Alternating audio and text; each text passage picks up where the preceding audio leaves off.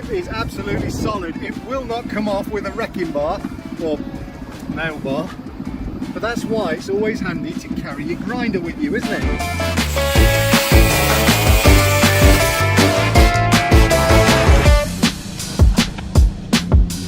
Apparently this downpipe hasn't worked for years, and I wonder why.